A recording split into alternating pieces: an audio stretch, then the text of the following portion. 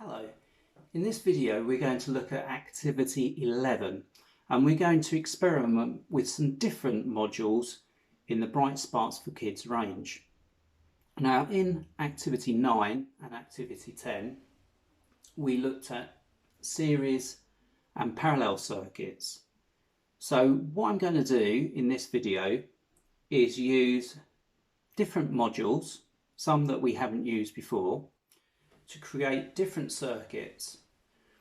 I'm going to do 3 circuits, and the first one that I'm going to show you will be in series, and we're going to see if the components work and what we can do to change the circuit to make the components work in a way that we would want them to. So we have our cells here in series. We've got 4 cells, so we've got a 6-volt supply. I've got our positive lead and our negative lead here. Got a switch, flick switch unit, so we can see the circuit symbol here. We're going to use a variable resistor that we've used before. There's the circuit symbol again there. We're going to use a motor that we've used before, and you can see the circuit symbol here, but we haven't used one of these yet, and this is an LED, a light emitting diode. You can see the circuit symbol here. You can also notice that we've got positive red terminal and a negative black terminal. So it means that this component will only work if they're wired correctly. For this component, the polarity must be right. So in normal day life, if we have a unit and we switch it on, we normally have a little light that comes on. It might be red, it might be blue, and so that's what this LED is going to represent, and normally it is an LED built into the unit that you're switching on. We've got our motor, so really our circuit is going to show that we're switching the motor on, showing a red light, and potentially we might be able to vary the rate at which the motor operates using the variable resistor. So I'm going to complete this circuit now.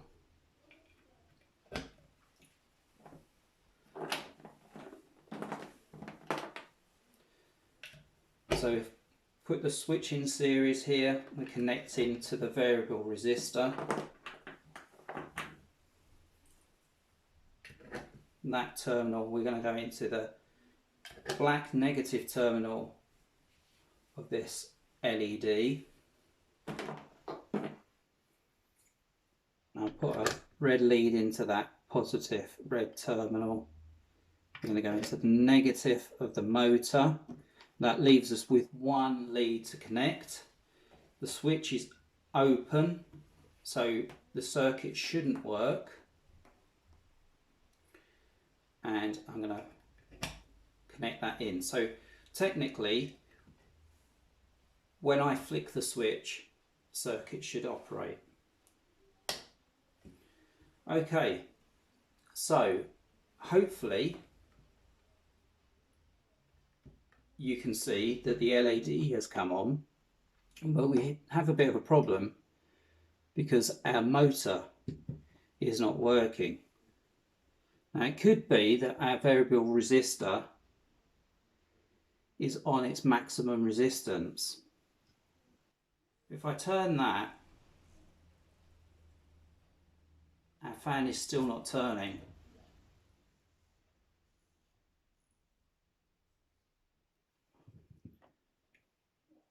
So I'll flick the switch. No, still nothing will happen. Okay, so in the series circuit, these components won't work. But if I change it into a parallel circuit, let's see what happens. So if I disconnect our components,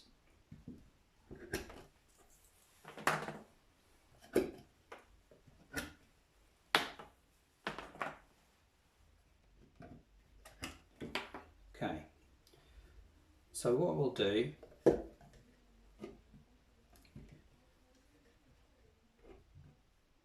we'll use that as our control. So this should mean that if I put it halfway, that will mean that we've got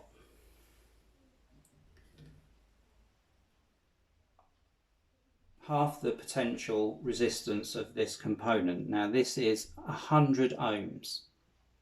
The resistor, the variable resistor in here, is 100 ohms. So if we are halfway in the range, we should be looking at 50 ohms. And then we can vary it perhaps from 50 up to 100 to control the motor. So I'm going to connect a switch to the variable resistor. Switch is up, which means that it's open, so the circuit shouldn't work. And we're going to connect these in parallel. So we're going from the positive terminal to a positive terminal, the negative terminal on this LED to the negative terminal on the motor, and then the positive terminal on the LED to the positive terminal of the motor. So hopefully we should have that wired in parallel ready to work. So if I flick the switch, hopefully you can see that. So our motor is now working, and you can see that we've got an LED. And if I vary, hopefully you can hear the motor change.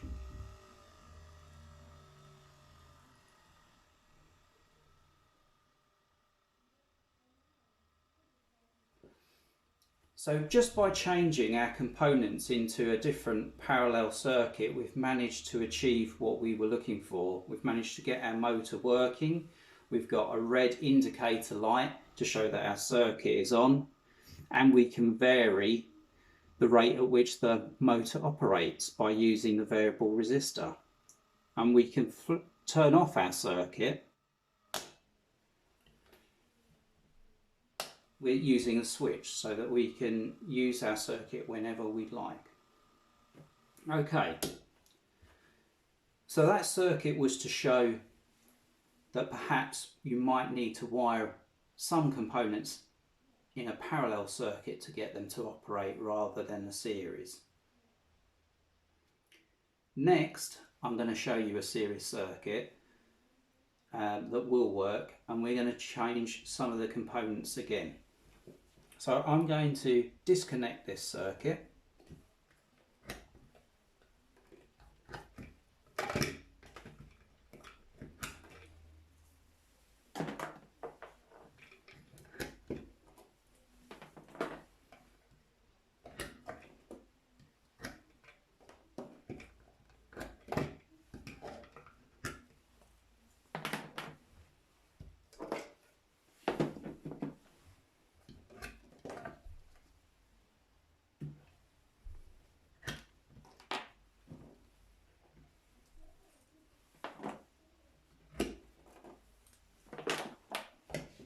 Okay, so we've returned back to our basic setup that we started with.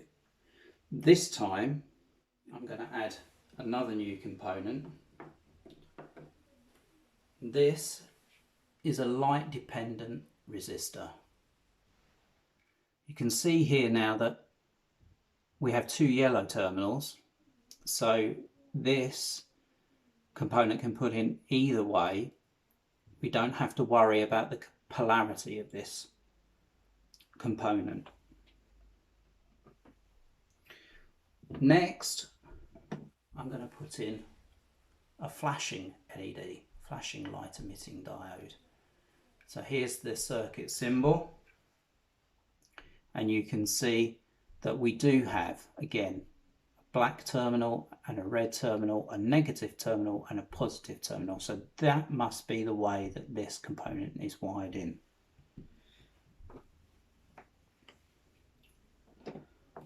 Finally, buzzer. So here's the symbol for the buzzer, and again you can see that we have a positive and a negative terminal. So I've wired these, or I'm going to wire them, put them in series.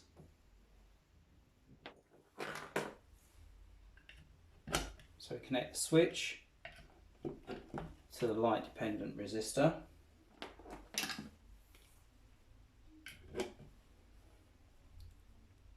Connect that to the negative terminal of the flashing LED. And then we'll connect the positive terminal of the flashing LED to the negative terminal of the buzzer. And then the only thing that's left to connect is from the positive of the cell, positive terminal of the cell, to this positive terminal of the buzzer. So now all our components are wired in series. Our switch is open, so that's why our circuit isn't working. I'm going to flick the switch.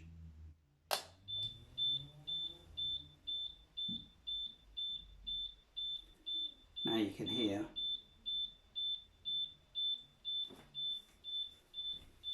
if I put torch on it,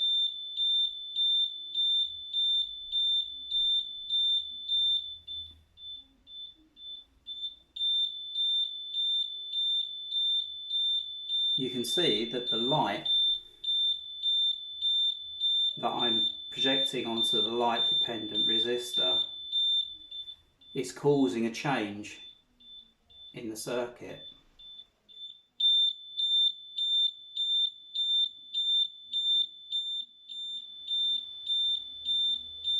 And you can hear that the buzzer is changing how it operates, its sound that it makes, and that is caused by the flashing LED that I've incorporated into the series circuit. So potentially we've created a circuit that senses light, but also perhaps an alarm if someone uses a torch at night, perhaps.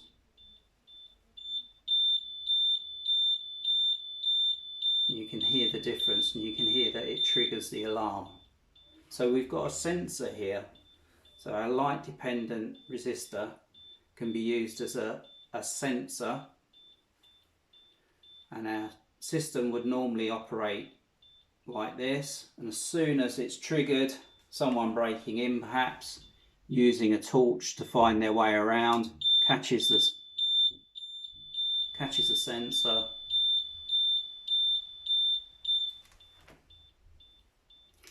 so we have a very basic potential alarm system here.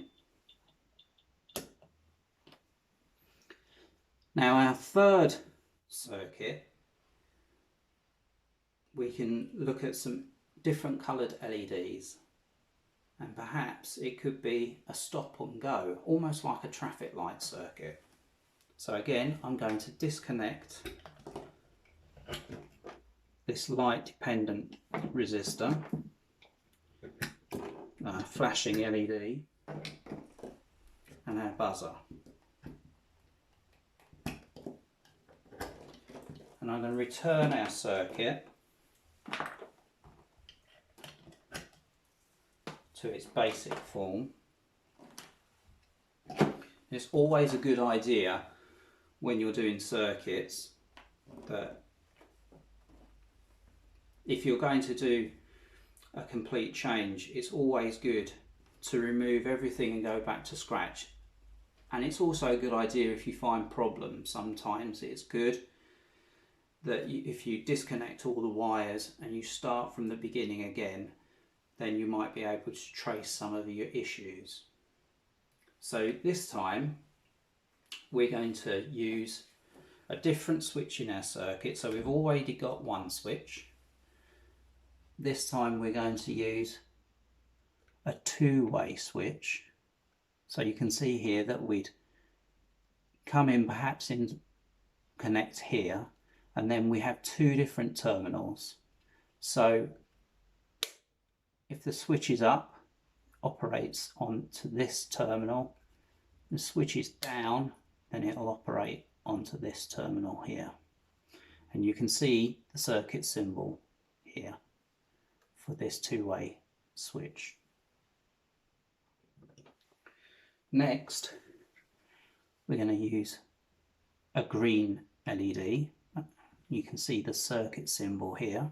And again, you can see that we have a black negative terminal and a red positive terminal. And this, our green, is going to be our go light.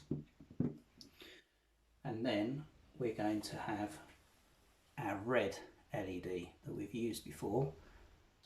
Black negative terminal, red positive terminal. So again, LEDs very important. They only work if you wire them in correctly, and they have to be the right polarity for them to work. So we're going to connect our red positive to the positive terminal of the red LED, and then we're going to put a lead here in parallel into the positive terminal of the green LED. Now we're going to start from this side of the circuit. So we've got from the negative terminal of our bank of cells, we're going into the switch, we're coming out from this terminal into the other switch. So this switch is going to operate our circuit on and off. And now this switch here can operate which LED will work. So if I connect this terminal here to the negative terminal of the red LED, now we technically, when this switch is closed, this LED should work. And we put the second switch up.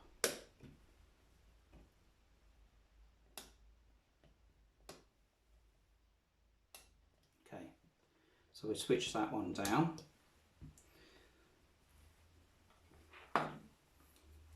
Now we'll connect this terminal from the switch to the negative terminal of the green LED. Okay, so at the moment the circuit is off because the main switch is open. If I switch this on, our switch is up, so originally it would work the red LED. You can see that that's come on.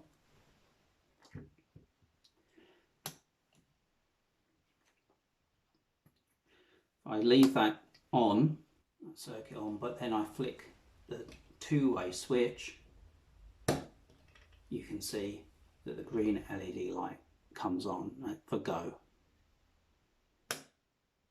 Red for stop, green for go. So you can imagine that'd be a very simple traffic light setup. So there's lots of different modules and lots of different things that you can set up. So you really should experiment and see what you can find out about the components and how they work in both a series and parallel circuit.